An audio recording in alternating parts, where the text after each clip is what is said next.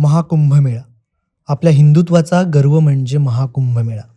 हा 144 वर्षांनी आलेला महाकुंभमेळा भक्तीसाठी, भक्तीमध्ये असलेल्या शक्तीसाठी प्रसिद्ध होईल, अशी काहीतरी आपली अपेक्षा होती. पण आजच्या आधुनिक युगात माणसांना महत्त्वाचं वाटलं ते म्हणजे कोणती मॉडेल साध्वी झाली. जपमाळा विकणारी स्त्री इतकी सुंदर आहे, ह्या बाबाने IIT केलंय तरीही त्याने संन्यास घ्यायचं ठरवलं. कोणत्या गोष्टींना प्रसिद्धी द्यावी आणि नाही हे देखील शेवटी आपल्याच हातात आहे, नाही का?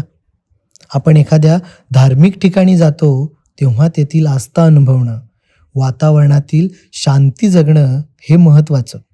येथील भक्ती दाखवणं, आपला धर्म, आपली संस्कृती ज्या प्रकारे परप्रांतीय अनुभवतात ते दाखवणं, त्यावर गर्व करणं महत्त्वाचं. पण काही माणसांनी निवडलं तर हे प्रसिद्धीसाठी. शेवटी धर्माचा वापर करणं चुकीचंच, नाही का? आणि आपले पाप त्या पवित्र पाण्यातील स्नानाने नष्ट होणार आहेत का? तुम्हाला याबद्दल काय वाटतं? आम्हाला कमेंटमध्ये नक्की सांगा.